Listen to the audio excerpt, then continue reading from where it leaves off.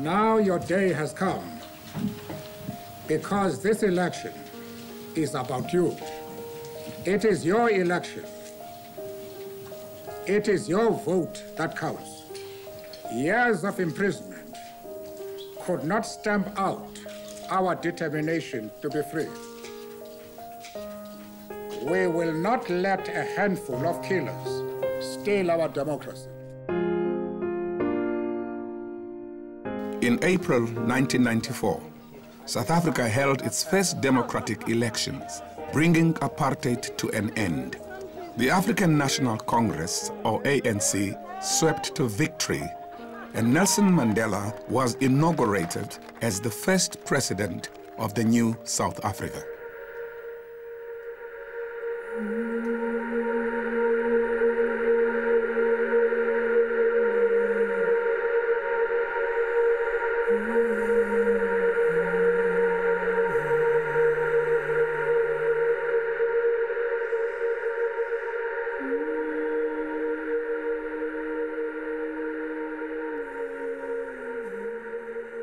The negotiated transition to democracy is often hailed as a peaceful miracle.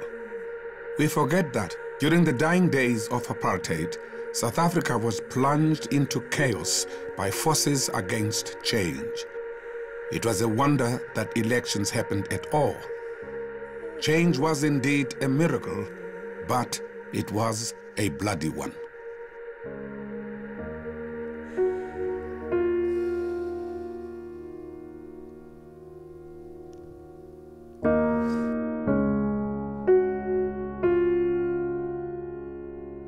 It is April 1993.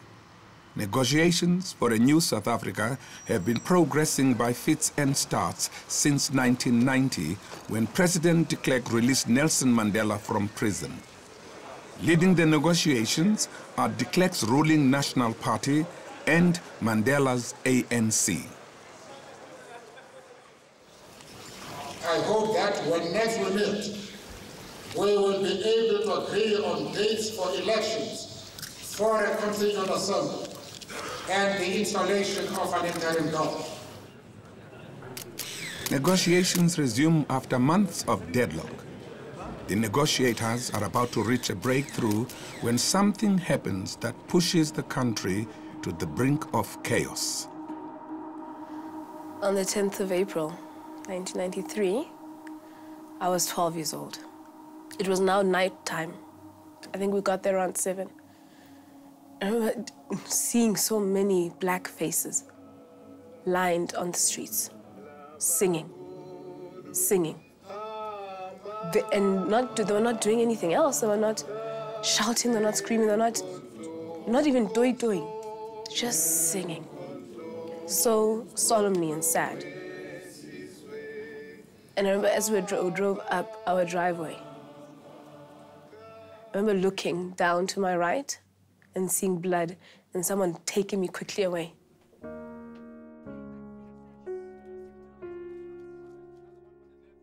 And I just remember being so confused as to what's going on, and everyone wailing. I just remember the wailing. It was loud. It was loud.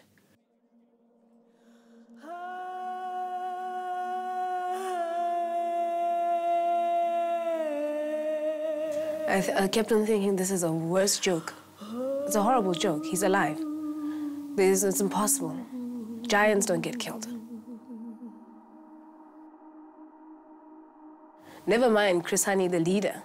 They killed my father.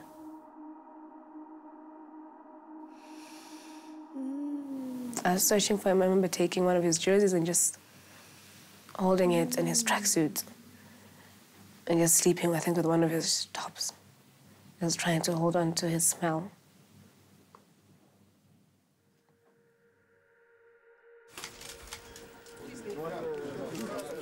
Popular ANC leader Chris Hani, a key member of the negotiating team, is gunned down outside his home in Johannesburg. As the former leader of the ANC military wing, Umkhonto weSizwe, Hani has spearheaded the armed struggle against apartheid. His killing is designed to undermine the negotiating process, now at a critical phase. I was aware of the anger following his death, following the days following his death. I was aware of people, sadness, deep sadness and deep-rooted anger. Around the area where we lived, I remember driving and they were setting places on fire. I remember the anger, which for me was magnified with mine, because I felt the same anger and the same pain. This is the sort of high-profile assassination most South Africans had always feared. In such a political powder keg, the consequences are potentially terrifying. Jeremy Thompson, ITN, Johannesburg. The murder of Chris Hani was like a bullet being fired that suddenly opened the doors and justified black masses to just stand up and kill. Because what we knew was that a white man had killed. And the arrest showed that this white man was from the right wing. And at that moment, we were sitting at the point where the country could go into conflagration. I was very worried that it might result in widespread violence, and also that it might disrail the negotiations, which were at a crucial stage.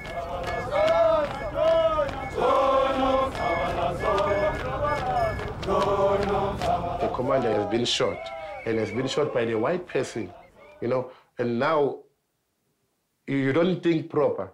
You know, everything that we are talking about now is about war. There will be a civil war. Then we will fight. We will kill the white people.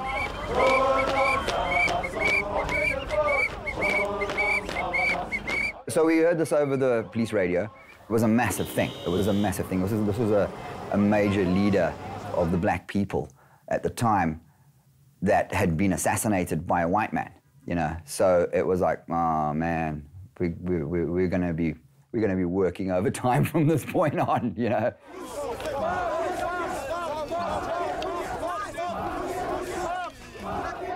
Killed up a whole lot of bloody bodies. Just walking doesn't help. This is civil war, man. This is civil war. This is the start of the civil war.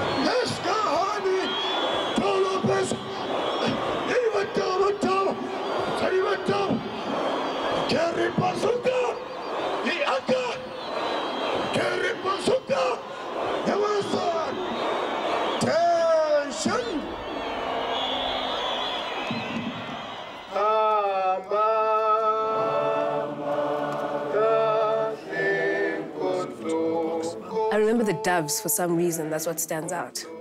You know, the releasing of the doves by his graveyard. But I don't remember who spoke. I don't remember what they said. I remember just being lost. Just being lost. I felt like my world had ended, you know? I felt like a bit of my soul went with the doves.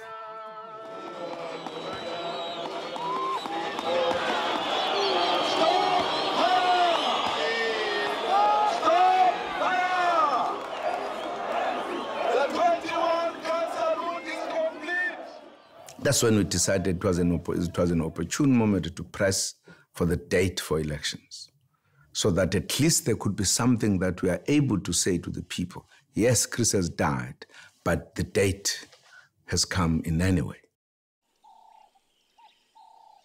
In ons oor op daai tydstip was hy maar nog terrorist. Dit was een van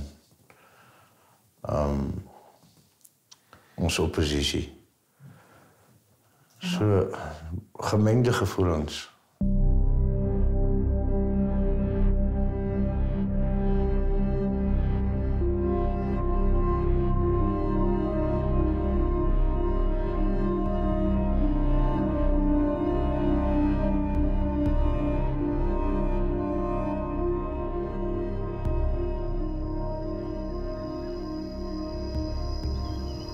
Nico, Prinsloo, and other right-wingers are fiercely opposed to the negotiations, believing that President de Klerk is selling out to the ANC and its communist allies.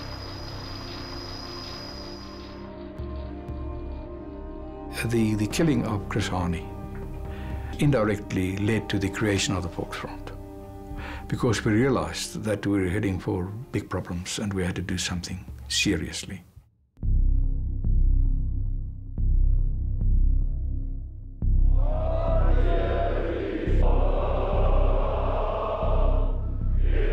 It was the biggest mobilization of the Afrikaner people in the history of the Afrikaner people.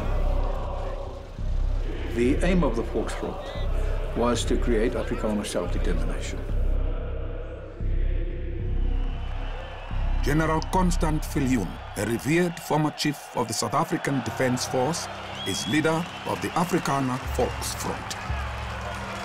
I have to say immediately, the remedial steps that must be taken at the moment is to stop the negotiation process.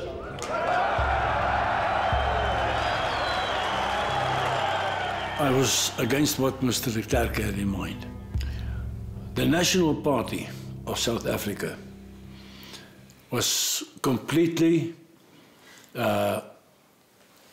sterile. They never brought anything forward that would really look like a solution. Until such time as they were standing with their hands up, back against the wall, everybody aiming at them, and then they started negotiating, and then they didn't have the guts to negotiate properly. Viljoen once commanded 500,000 men and led South Africa's aggressive campaigns against liberation movements in southern Africa. The leader who had the real capacity, General Constant Viljoen. Formidable military record, highly respected by the troops, both in the standing army and in the citizen force, and in the white political establishment, highly respected for his war record. I was a child of a typical Afrikaner Boer family. I'm a born South African. I've grown up in South Africa. I love my communities.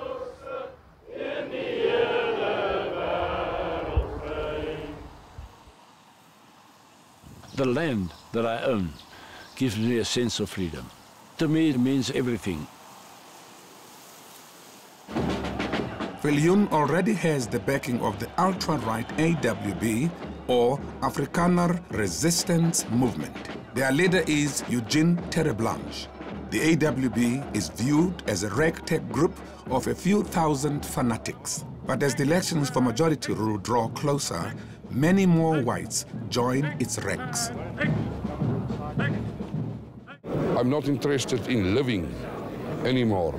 There's no reason for my existence if I have to live under a communist system. Meneer Terreblanche, wat ons aanbetref, was hy 'n volwaardige leier geweest. 'n Goeie politicus, 'n goeie vriend, 'n persoon waarna almal opgekyk het.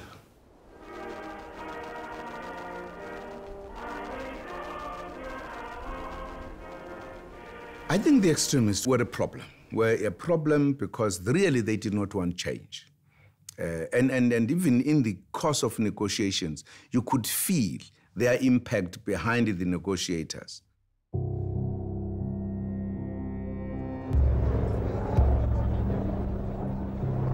The Volksfront stages a protest outside the multi-party negotiations to demand an independent Afrikaner state.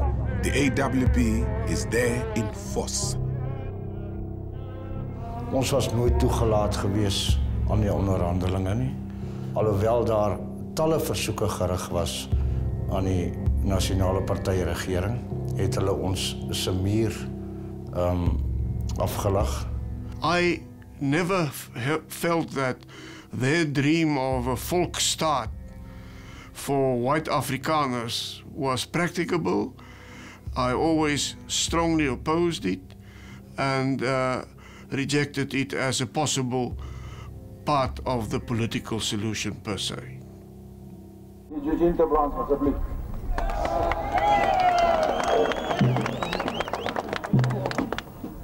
Wat een wonderlijke voorrecht om vandaag hier te kan staan op een plek waar ons vaderland uitverkoop wordt, op een plek waar die doodsvonnis oor ons volk uitgespreek wil word.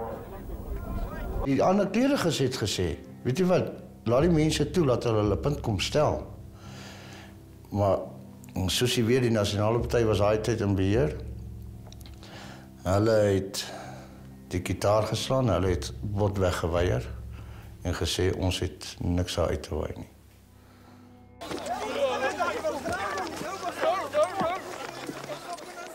The aim was basically to divert media attention to us and to put opposition to the media. The idea was also that General Viljoen and Hartzenberg would enter the World Trade Center, into the conference room, and that the statement which was prepared would then be read.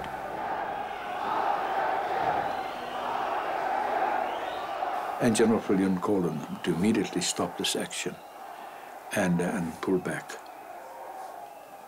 They ignored it. Waarom is hulle elke keer teruggestuur? Waarom wou die persone aan die binnekant nie met hulle onderhandel of met hulle gesels nie, of na ons geriewe luister nie, of na ons eise luister nie?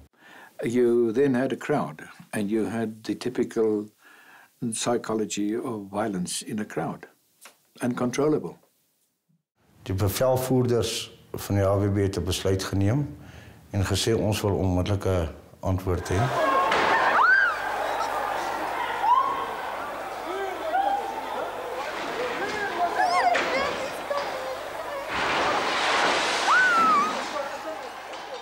En dit is toe die panservoertuig die gebou bestorm en die pad vir ons oopmaak en ons het binne gegaan. I was rushing to the escalator to go down when some people spotted me and physically caught me and pulled me away to take me to safety.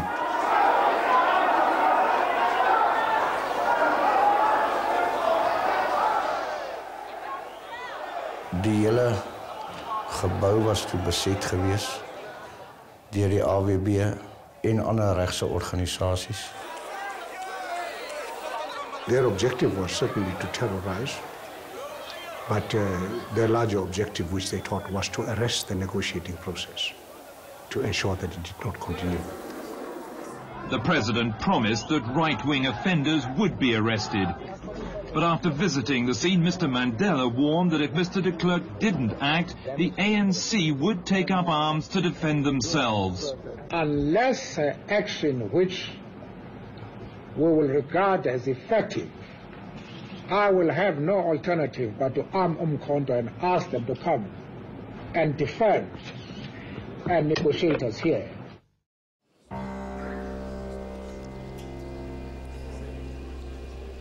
The negotiators can't give in to intimidation. 2 weeks later, they agreed to set the election date for the 27th of April, 1994.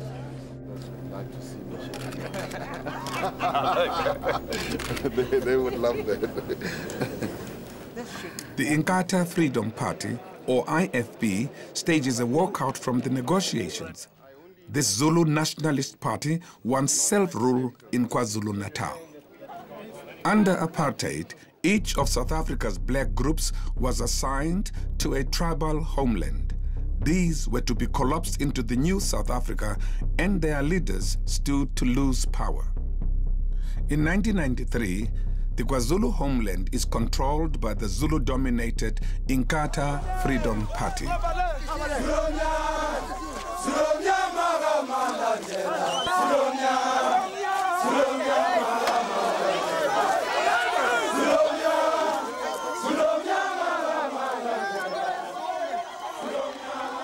Its leader is Chief Mangosuthu Buthelezi. Buthelezi is refusing to take part in the elections unless the new constitution guarantees Zulu independence.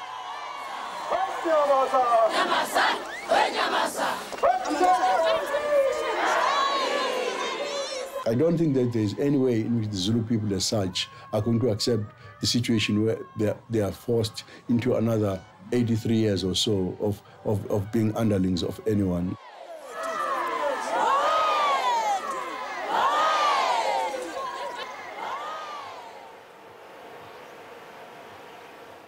I was like 14 when I started getting active in the IFP politics. Both my father and my mother were very staunch supporters of Buthelezi. We didn't want our cultures to be compromised anyway. We want our culture, we want to be able to practice our culture. I was born right here at Skubutu, and that's my homestead. It is right here in the Zulu heartland, very rich in the Zulu culture. The history that you know, the battle between the Zulus and the English, the 1879 in Sandwana.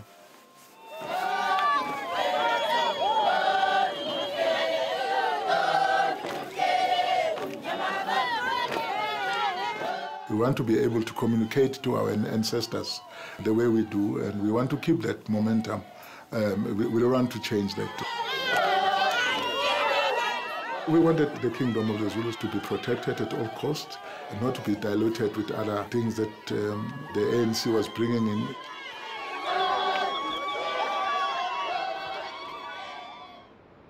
Many of Buthelezi's followers are migrant laborers who travel to Johannesburg. They live mainly in hostels, concentrating large numbers of eNCA members in the townships that are ANC strongholds. The political rivalry between eNCA and the ANC turns into a violent power struggle on the ground between hostel members and township dwellers. People were necklaced and burned to death and stabbed, and and people thought that it was time to get together and mobilize, and so that we protect ourselves from the attacks that we are getting from the people calling themselves the ANC. And the ANC, its number one enemy was now IFP, no longer the oppressor, the National Party. We got a call from the leadership of the ANC, and that we need to form self-defense unit so that we can defend ourselves. The district used to be a battleground here in Thokoza. Our mandate was to defend our leaders and defend the community. Today's attack follows a week of extraordinary levels of violence around Johannesburg. Extraordinary even by South African standards. Mchacho was my combat name. When I was a commander, I was about 16 years at that time. And the youngest that I commanded was about 12 years. ANC gangs fighting fierce battles with eNCA gunmen in a Johannesburg township. The situation was very bad. I had to leave school, fight. Here in Thokoza, it was a war because it was an everyday thing. You live about gun, you sleep with gun, you eat with gun. If it's not with you, it's with your friends near you. So it was war because nothing else mattered at that time.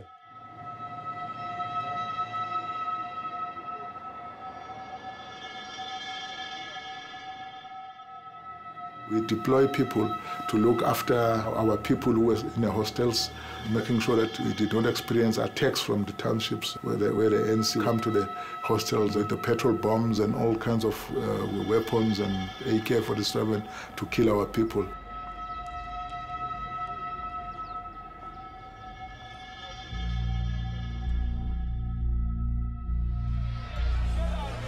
What line number 6? Kwase ufike bephula amawindi beshisa nangomlilo. Kwashona abantu abala ko 3-4 abashela ngaphakathi.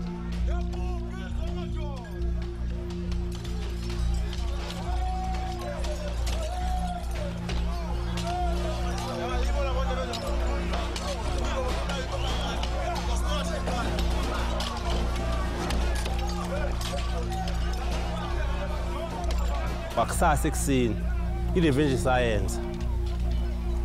Sawuzosiphindiselela nathi. Baphuma nabo bathatha induku zabo, izagila zabo nemkhonto bayohlasela nabo. Ngangiyikhomanda ngaleso sikhathi. Abantu engangibaphethe ngaleso sikhathi babela ko 1500 kuya ku 2500.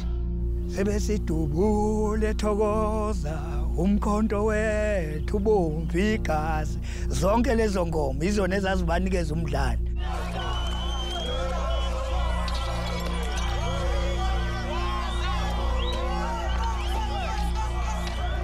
I remember seeing one of IFP guys killing the lady, and he said to the lady, "I don't kill you." She was wearing a Mandela's t-shirt. He said, "I don't kill you, I just kill Mandela on a t-shirt with a spear."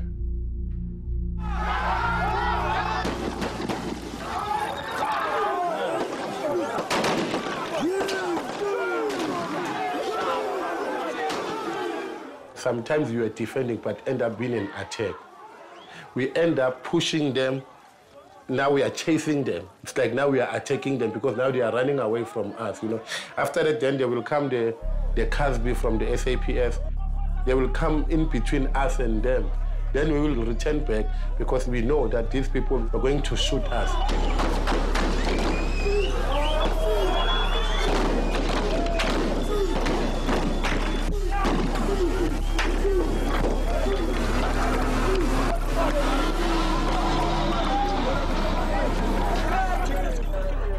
Typically inside a riot unit vehicle, which is called a Casper, it's armor plated and it's mine-proof. And it has these slit windows, which are about that big and about that high all around.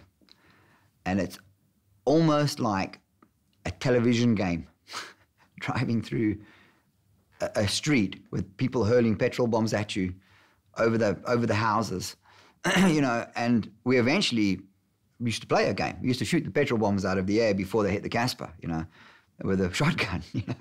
And it was like, I used to look at it, it was like surreal. In the tense Katlehong township this morning, police resumed their patrols after yesterday's shootings. These men are from the controversial Internal Stability Unit, accused by the ANC of not only failing to protect their members, but also of fanning the violence raging in the township. We got accused many times of supporting the IFP. That's propaganda rubbish. The role of the Internal Stability Division was to maintain peace.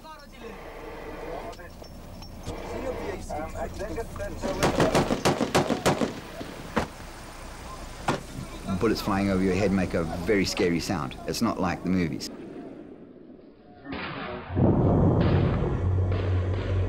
FN commander, if one soldier died, there's a gap that is left. My friend were killed. My family were killed. You know what we used to say? We said we take our heart and put it into the bottles and close the bottle. Put the bottles in the fridge, you'll come back and collect your heart.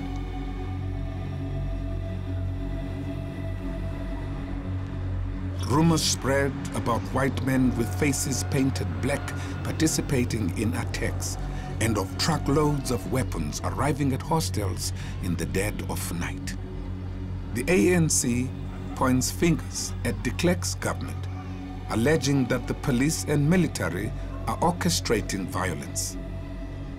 When there is a breakthrough, such as the decision to hold election in April next year, then there is an upsurge of violence. And it is quite clear that this is the response of people who fear democracy.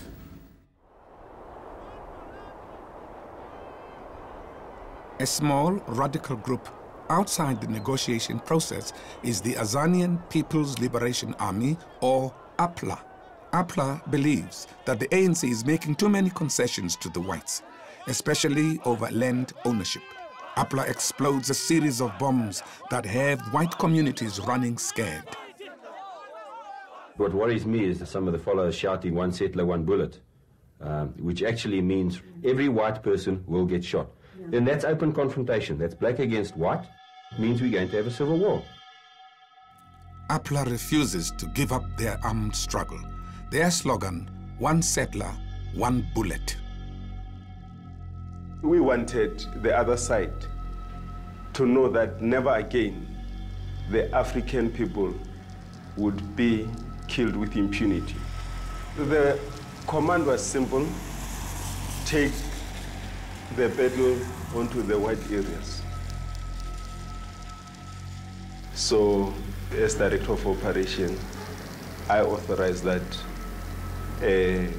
St. James Church should be attacked.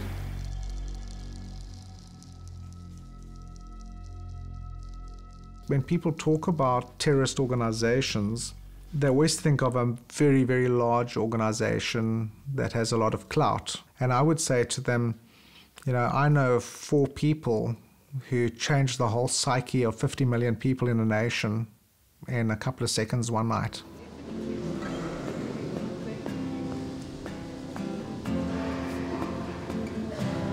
I was 16 at the time. I really, really wanted to worship that evening.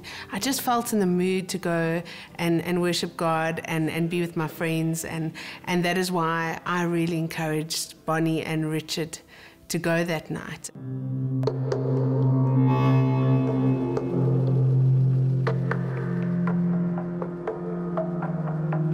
They eventually brought up some young people to sing, and they started their song.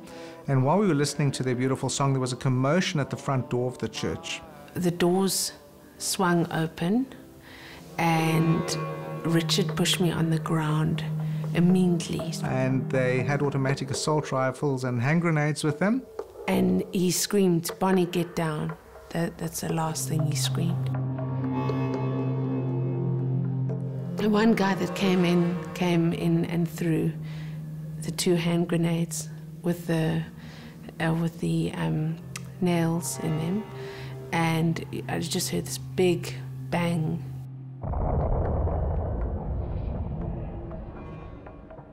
And I looked through the pews, and I saw him looking at me, and then he pointed a gun at me.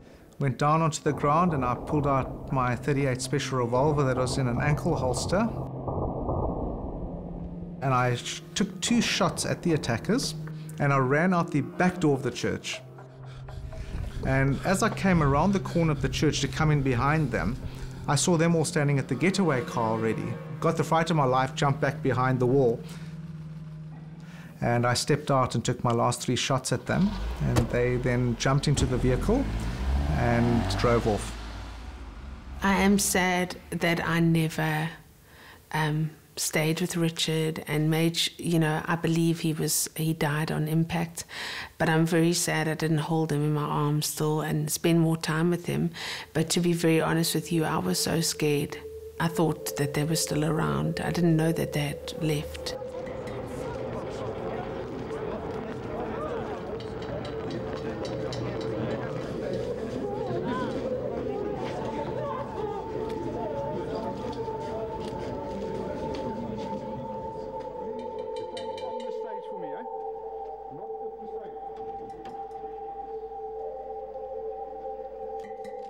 Clothes that I was wearing that evening, the jeans and that lovely blue jersey that was covered in Richard's blood, I wouldn't allow my mom to wash it for, I think it was a week and a half. I wouldn't allow her to wash it because it was the only connection I still had to him. And my reaction was, I was crying with tears, and I said to her, I wish I'd reacted fast enough. I wish I'd shot those bastards quicker, because then fewer people would have died.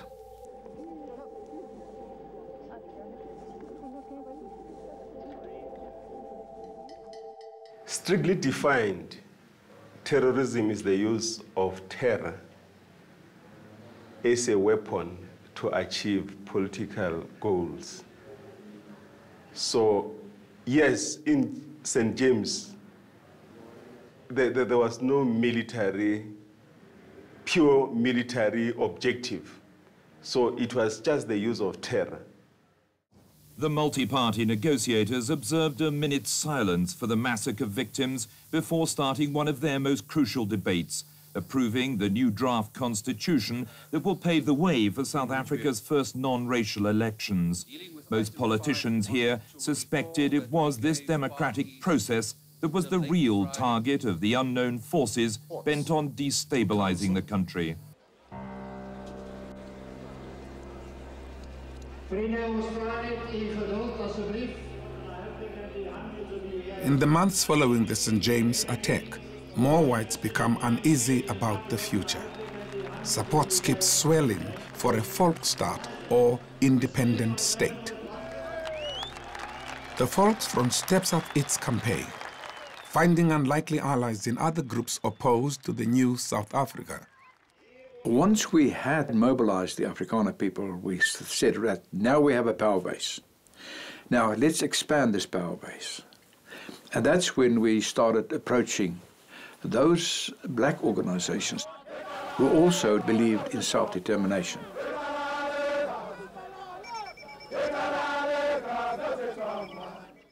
And we then started negotiating with black people who had the same ideals that we had. And I'm talking here about KwaZulu-Natal, which was Buthelezi, and Bophuthatswana, which was Mongopi, and of course the Ciskei with Bogozo. The Freedom Alliance was dead against the idea of a unitary state. We wanted to have federal powers in the state. He was as genuinely concerned about what was going to happen in the country as I was. That's all I can say about it.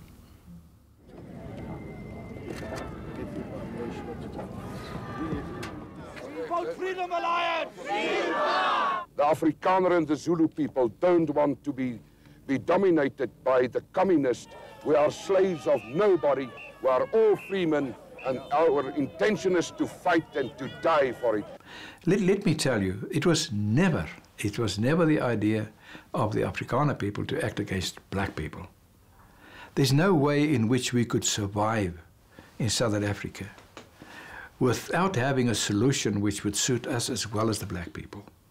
There's no way.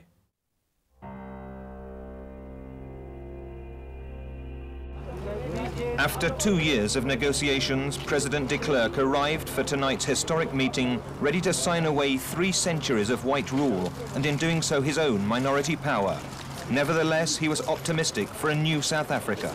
I think we are giving birth to a good constitution which will serve South Africa well and which will lay a foundation for true democracy and long-term stability. De Klerk may think he's negotiated a good deal, but the Afrikaner right wing is furious that no provision has been made for their autonomy. En nou, dames en heren, staan ons vandaag voor een keuze. Als ons voor 27 april 'n volksstaat wil hê, dan sal ons dit met geweld moet vat.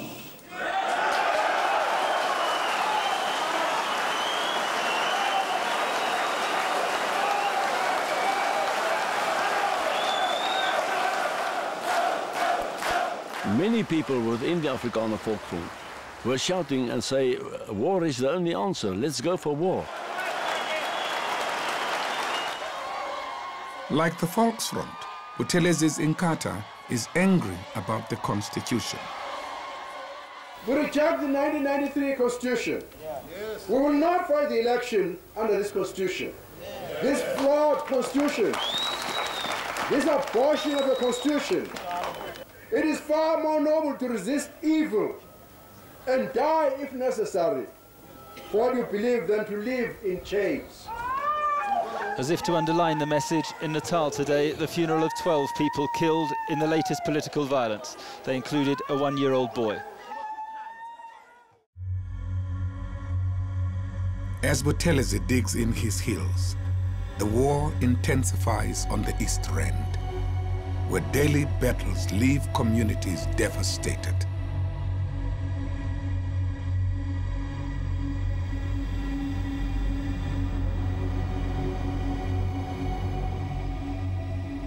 It was very scary, very, very scary.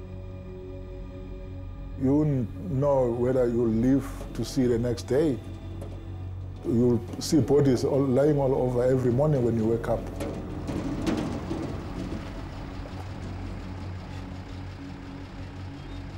You cannot go 500 meters without seeing a body shot or something, or someone has been burned. We'd have to pick up these bodies, put them in the back of the Casper, and we'd have like 4 or 5 or 6 bodies in the back of the Casper, go and load them off at the base, go out again. Eventually it got to the point where we were loading up so many bodies they made trailers for us with 18-tier trailers that we could load 18 bodies in, and sometimes it got to the point where we would load 2 in a tray, you know. The girl who used to work in our house at the time used to always tell me, I can see how hard you're working by the amount of blood on your uniform. The mortuaries were full across the Rand, you know, they were packed full, they couldn't take any more, and they'd had tents rigged up in Boksburg with air conditioning units to put more in, they were full. I miss my uncle Mavo Vongobese. It's one of the guys that I was very close to. He was married in Katlehong. He was in a place in Mavimbela section in Katlehong, right next to the shops there. There's a big tree, it's still there. I normally drive past there and stop for a minute and think.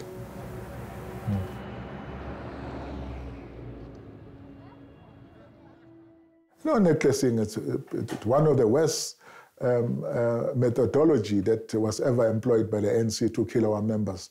Putting a tie around somebody's neck, pouring petrol and asking the person to drink petrol before you set that person alight.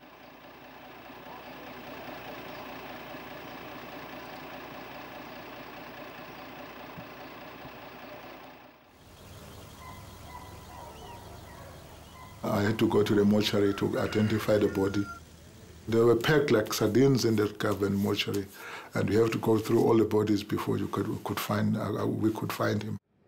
And remember, he's also banned beyond recognition. You must now try and check his feet and check it from there.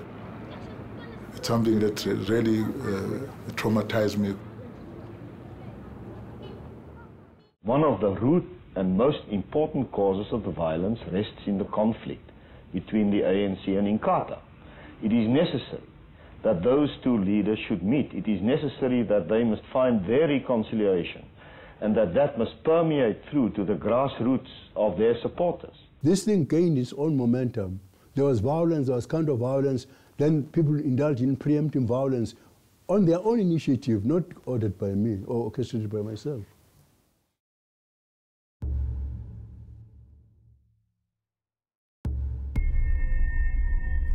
1993 is drawing to a close. ANC and eNCA rivals remain locked in violent conflict in KwaZulu-Natal. A commission appointed by President de Klerk to investigate political violence uncovers damning evidence of a so-called third force. Certainly the evidence we got was that the third force was using both sides. They'd organized an IFP attack on an ANC village, knowing as night follows day there'd be a revenge attack the next day, and that began cycles of violence.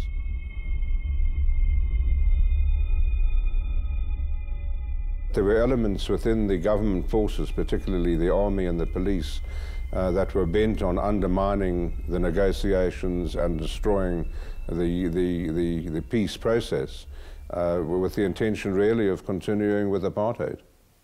Now, people didn't understand the complexity of it.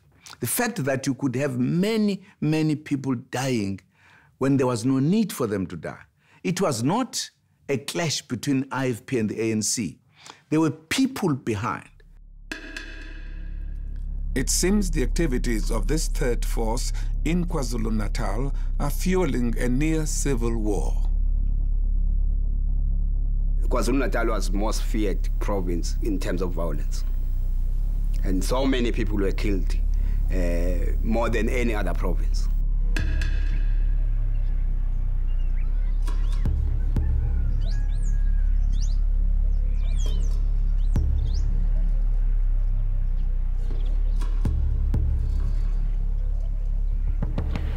Umemulo wawukhona kaNdlovu isekhaya kwakowami kwakumula mina kuzofika abakhwenyana bami basemzini ngoba ngase ngiganile. Amaphoyisa ala ngamagaba athi azizwile izibhamu ziqhuma abe around la elokishini asabile ukuthi eze.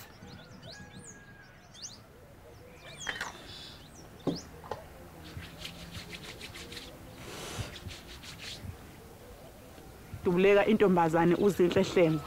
Dubuleka uSizeni Ndlovu naye bamdubulele endlini phakathi. Olandelayo kwadubuleka uAnti.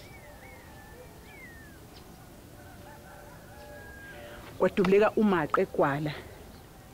Emveni kwaMaqe kwadubuleka uTinga. Emveni kwaMaqe kwadubuleka uMlaba.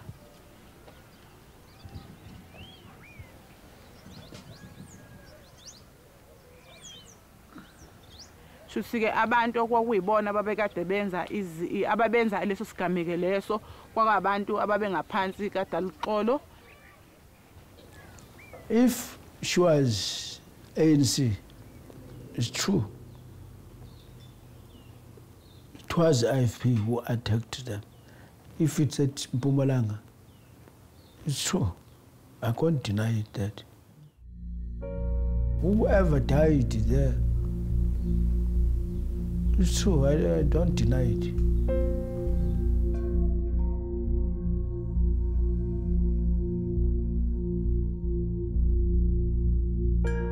I'm Daluxolo Wordsworth Luthuli. Daluxolo means peacemaker. In all the activity at IFP, I was involved. I was involved in many of the killings, political.